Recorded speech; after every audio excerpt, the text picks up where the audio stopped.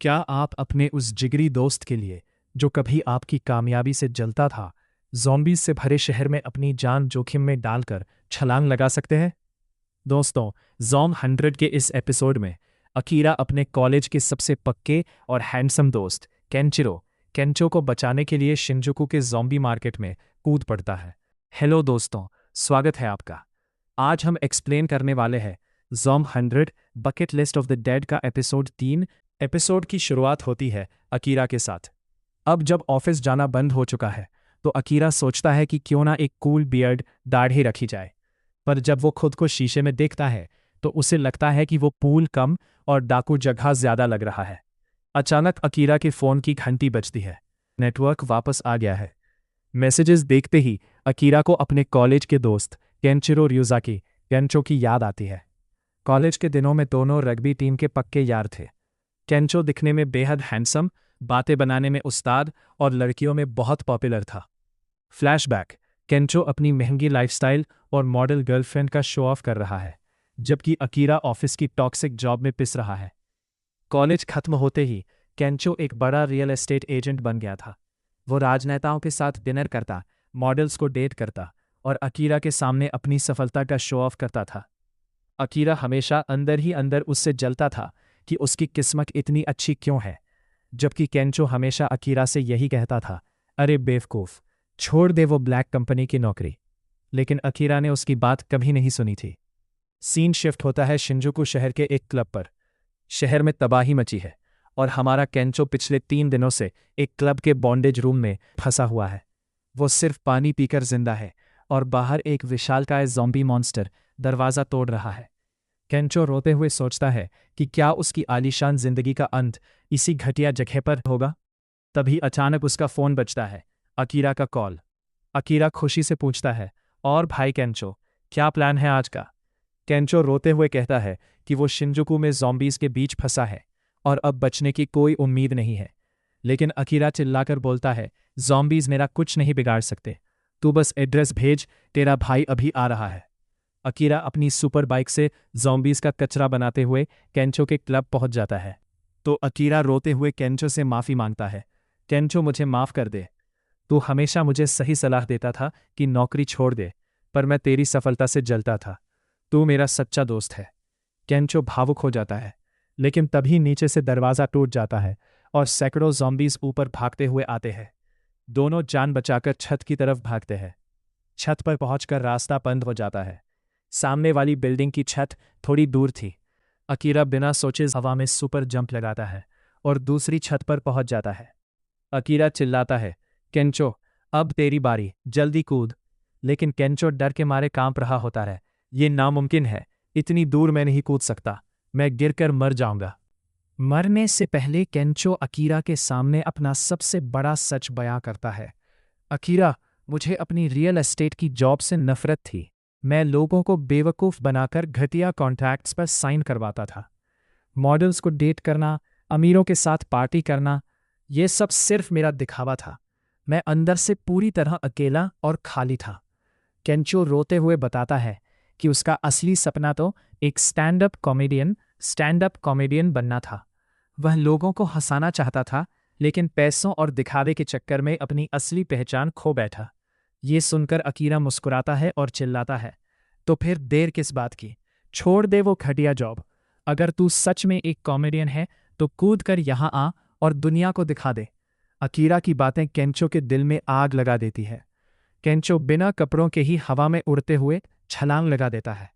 Akira उसका हाथ पकड़कर खींच लेता है, लेकिन केंचो का पिछवाड़ा छिल जाता है और वह दर्द से चिल्लाता है। अकीरा हंसते हुए चिढ़ाता है, अबे नंगे कॉमेडियन, तेरा नया सीक्रेट जोक यही है क्या?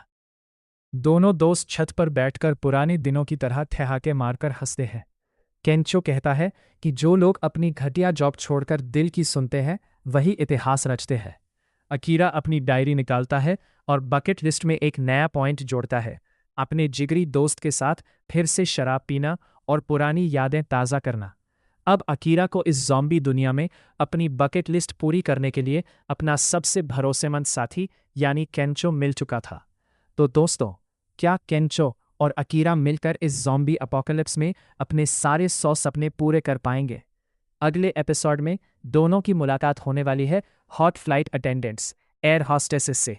एपिसोड की शुरुआत में हम देखते हैं कि आखिर अकीरा गेम खेल रहा होता है और उसका दोस्त खाना बना रहा होता है। गेम में आउट होने के बाद आखिर बोलता है घर पर रहकर कैंपिंग करना सबसे बेस्ट है। जब अकीरा केंचो के हाथ का बनाया हुआ खाना खाता है तो वो उससे बहुत ही टेस्टी लगता है। वो केंचो से कहता है कि तुम कुछ भी कर सकते हो। जी, पर केंचो कहता है ऐसा नहीं है, एक लड़के को कम से कम खाना बनाना तो आना ही चाहिए। यही कारण है आखिर तुम्हें कोई भी लड़की पसंद नहीं करती है। यह सुनकर आखिर को बहुत ही ज्यादा गुस्सा आता है। वो केंचो से कहता है मैं भी एक गर्लफ्रेंड बनाऊंगा आज के आज। जब केंचो बिल्डिंग से बाहर देखता है तो रोड पर सिर्फ जॉम्बीज ही जॉम्बीज रहते हैं। उन्हें देखकर वो आखिर से कहता है गुड लक। अगले सीन में हमें दिखाया जाता है कि केंचो अकीरा की वो किताब पढ़ रहा होता है जिसमें आखिर सभी विशेष लिखी होती हैं कि वो जॉम्बी बनने से पहले क्या क्या करना चाहता है। क्या मैं अपनी भी एक विश इसमें लिख सकता हूं? जी, पर आखिर उसे मना कर देता है। आखिर कहता है नहीं, ये मेरी किताब है। पर केंचो आखिर से कहता है आज से ये मेरी भी किताब है, और वो उसमें अपनी एक विश लिखता है। केंचो लिखता है कि मुझे एक स्टैंड अप कॉमेडियन बनना है। वो आखिर से कहता है अगर तुमने मुझे उस दिन नहीं बचाया होता तो आज मैं उस लव होटल में मर गया था। आखिर केंचो से कहता है मुझे एक बहुत ही बड़ी स्क्रीन वाली टीवी चाहिए। उस टीवी को लेने के लिए आखिर और केंचो अपनी बाइक पर वहां से एक मॉल के लिए जा रहे होते हैं। टीवी लेने के लिए जाते समय आखिर केंचो से पूछता है कि आखिर तुम्हें स्टैंड अप कॉमेडियन क्यों बनना चाहते हो? जी, पर केंचो कहता है मैं बचपन से ही कॉमेडी शो देखा करता था और मुझे उन कॉमेडी शो से अच्छा कुछ भी नहीं लगता था। इसीलिए शायद ये मेरा सपना है कि मैं भी एक दिन स्टैंड अप कॉमेडियन बन पाऊं। यह सुनकर आखिर अपने सपने के बारे में सोचने लगता है। वो सोच रहा होता है क्या इस कंपनी में जॉब पाना ही मेरा सपना था? पर अभी वो दोनों देखते हैं कि आगे रास्ता बंद है। तभी उन दोनों के पीछे से एक पेट्रोल का टैंकर आने लगता है। उसे देखकर वो दोनों घबरा जाते हैं क्योंकि वो टैंकर एक जॉम्बी चला रहा होता है। केंचो अकीरा से बोलता है प्लीज कुछ करो, अगर हम उस टैंकर से टकराते हैं तो हम बच नहीं पाएंगे। काफी सोचने के बाद आखिर देखता है कि रोड पर एक कार पलटी हुई है। आखिर उस पलटी हुई कार को एक रैंप की तरह यूज करता है और उसके ऊपर से अपनी बाइक को कूदा देता है। किसी तरीके से वो दोनों बचकर एक मॉल के अंडरग्राउंड बेसमेंट में पहुंच जाते हैं, पर वहां पर जॉम्बीज की भरमार होती है। किसी तरीके से वो दोनों अपनी जान बचाकर मॉल के अंदर घुस जाते हैं। मॉल के अंदर जाने पर वो दोनों देखते हैं कि अंदर 4 लोग हैं जिनमें 3 लड़कियां और एक आदमी है। वो सब उन दोनों से पूछते हैं क्या तुम दोनों इन्फेक्टेड हो? जी, पर वो दोनों कहते हैं नहीं, हम दोनों इन्फेक्टेड नहीं है। वो चारों ही लोग बहुत ही ज्यादा डरे रहते हैं। फिर केंचो उन्हें समझाता है हमें पॉजिटिव रहना होगा। वैसे भी यहाँ पर खाने पीने की कोई भी कमी नहीं है, इसीलिए हम कुछ महीने तो यहाँ पर सरवाइव कर ही सकते हैं। फिर वो सभी मॉल से अल्कोहल लेकर पीने लगते हैं। फिर वो सभी एक जगह बैठकर अपना इंट्रोडक्शन देने लगते हैं। वो तीनों लड़कियां अपना नाम राइका, माकी और युकारी बताती है। अकीरा उनसे पूछता है क्या तुम तीनों एक ही साथ काम करती हो? जी, पर राइका कहती है हाँ, कुछ ऐसे ही समझ लो। राइका कहती है जैसे ही हम अपनी फ्लाइट से जापान आए यहाँ पर ये सब हो गया। यह सुनकर आखिर और केंचो दोनों ही चौंक जाते हैं क्योंकि वो तीनों लड़कियां फ्लाइट अटेंडेंट थी और आखिर की उस बुक में एक विश भी थी कि वो फ्लाइट अटेंडेंट के साथ खाना खाना चाहता था। आखिर वहां के एटमॉस्फेयर को चीयर अप करने के लिए युकारी के बगल में बैठता है। वही युकारी से पूछता है क्या तुम्हारा कोई बॉयफ्रेंड है? जिस पर युकारी बोलती है क्या तुम्हें यही समय मिला था ये सब पूछने के लिए? आखिर कहता है अरे हाँ, मेरी टाइमिंग बिल्कुल ही गलत है, मुझे इस टाइम पर कुछ भी नहीं पूछना चाहिए था। वहीं दूसरी तरफ आखिर देखता है कि केंचो माकी के साथ बहुत ही प्यार से बात कर रहा है।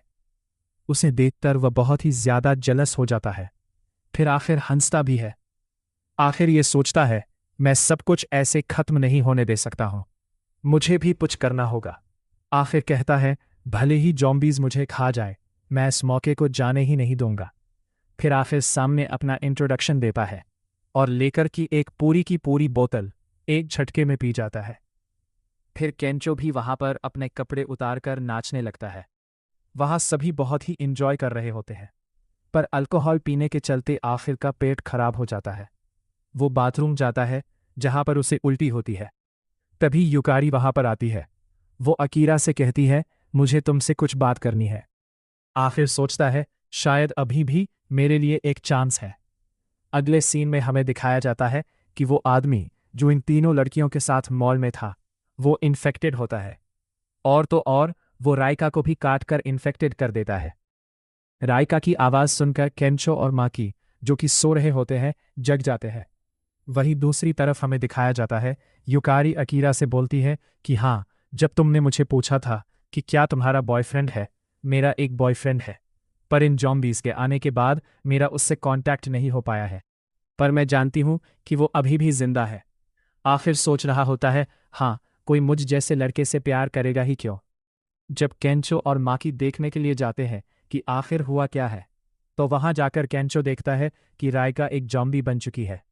दूसरी तरफ माकी, जो कि अल्कोहल पीने की वजह से बिल्कुल भी होश में नहीं रहती है, उसे रायका काट कर इन्फेक्टेड कर देती है। फिर वो दोबारा केंचो पर हमला करती है, पर केंचो एक बैट लेता है और उसे जोर से रायका के सिर पर मारता है, जिससे वो मर जाती है। वो नोटिस करता है कि जो बूढ़ा आदमी अभी यहां पर था, अब वो यहां पर नहीं है। अगले सीन में हमें दिखाया जाता है कि आखिर और युकारी बैठकर बात कर रहे होते हैं। युकारी अकीरा को अपनी नौकरी के बारे में बता रही होती है। तभी पीछे से वही बूढ़ा आदमी उस पर आपने हमला कर देता है। उस आदमी के काटने से युकारी इन्फेक्टेड हो जाती है। फिर आखिर उस जॉम्बी को एक मुक्का मारकर नीचे गिरा देता है। आखिर युकारी के पास जाता है। वो उसे ऐसा करने से मना कर देती है। वो अकीरा से कहती है, प्लीज मुझसे दूर रहो और यहां से चले जाओ। नहीं, मैं छोड़कर नहीं जाऊंगा। जब तुम उल्टी कर रहे थे और मैं तुम्हारी पीठ को थपथपा रही थी, तब मुझे उस दिन की याद आई जब मैं पहली बार प्लेन में बैठी थी। उस दिन मेरी तबीयत खराब थी और एक फ्लाइट अटेंडेंट ने इस तरीके से मेरी पीठ थपथपाई थी। उस फ्लाइट अटेंडेंट की काइंडनेस को देखकर ये मेरा सपना बन गया था कि मैं भी एक दिन फ्लाइट अटेंडेंट ही बनूंगी। मैं खुश हूं कि मेरा सपना पूरा हो गया है। मैं अपनी जॉब से बहुत खुश थी। आखिर कहता है, ये बहुत अच्छी बात है। काश मैं भी अपनी ड्रीम जॉब कर पाऊं। युकारी अकीरा से कहती है, मेरा सपना पूरा हो गया है, पर तुम्हारा नहीं हुआ है। तो आखिर अब तुम यहां से। पीछे से वो जॉम्बी फिर से आकर युकारी पर हमला कर देता है और युकारी आखिर को आगे धकेल देती है। वापस आते समय आखिर बहुत ही ज्यादा रोने लगता है। बाहर जाने पर वो केंचो को ढूंढता है। केंचो उसे कहता है, तुम आ गए, मैं तुम्हें ढूंढ रहा था। देखो, तुम्हें जो टीवी चाहिए था वो मैंने ढूंढ लिया। अब चलो चलते हैं यहां से। फिर वो दोनों उस मॉल से किसी तरीके से भागकर निकल जाते हैं। वापस आकर आखिर उस बड़े स्क्रीन के टीवी में गेम खेल रहा होता है। आखिर अपनी नोटबुक में एक और पॉइंट ऐड करता है।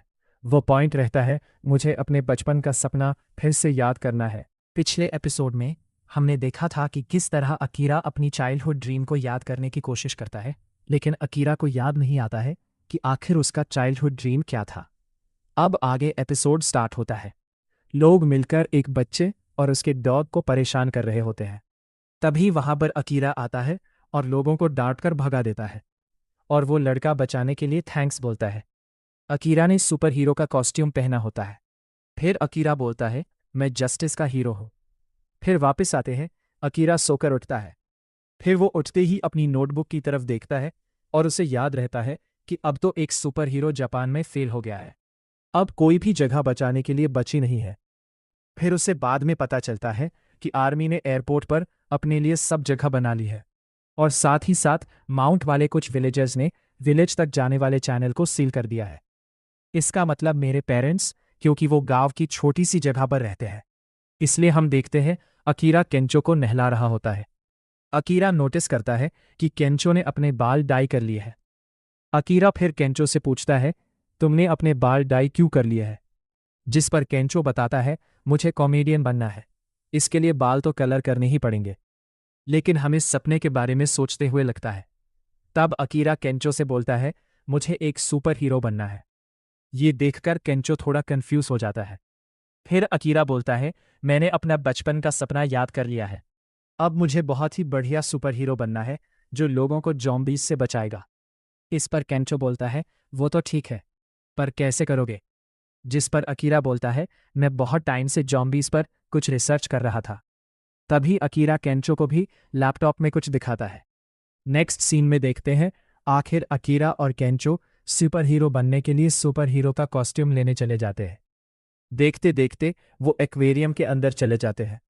अकीरा एक्वेरियम के अंदर जाकर लॉकर से कपड़े बाहर निकालकर उन्हें पहनने लगता है। लोगों से भरी हुई एक बस आकर फंस जाती है। बस का ड्राइवर लोगों को शांत रहने के लिए बोलता है। लेकिन उस बस में एक बंदे को जॉम्बी ने काट लिया होता है और वो धीरे धीरे करके जॉम्बी होने लगता है। वो जॉम्बी अपने पास बैठे पैसेंजर पर अटैक कर देता है, जिसे देखकर सब लोग बहुत ज्यादा डर जाते हैं।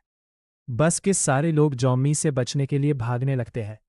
बस के बाहर के सारे जॉम्बीज उस बस के लोगों पर अटैक कर देते हैं और उनमें से एक लड़की जॉम्बीज से बचने के लिए एक्वेरियम की तरफ भागती है। तभी उसका पैर स्लिप हो जाता है और वो नीचे गिर जाती है। तभी अकीला वहां आ जाता है और उस जॉम्बी को दूर फेंक देता है। वो उस लड़की से पूछता है, क्या तुम ठीक हो? तुम यहां से चले जाओ, इन जॉम्बीज को मैं देख लूंगा। अकीरा केंचो से बोलता है, बताओ कैसा था? फिर केंचो को बताता है, ये कॉस्ट्यूम 700 करोड़ की सफाई करने जाना होता है। तब वही कॉस्ट्यूम है और ये कॉस्ट्यूम टाइटेनियम की पतली तारों से बना हुआ है, जिससे कि शायद ये कुत्तों के दांत भी इसे नहीं काट सकते हैं। इस सूट को पहनकर जॉम्बीज के दांतों से आराम से बच सकता हो और मैं एक सुपर हीरो बन सकता हूँ। फिर हम देखते हैं अकीरा उस लड़की के सामने स्टाइल मार रहा होता है। फिर अकीरा देखता है कि कुछ लोग जॉम्बीज से बचने के लिए एक्वेरियम की तरफ ही आ रहे होते हैं। अकीरा उन लोगों को जल्दी से अंदर जाने के लिए बोलता है। वैसे वहां शिजुका भी थी, जिसे अकीरा बहुत ही अच्छे से जानता था।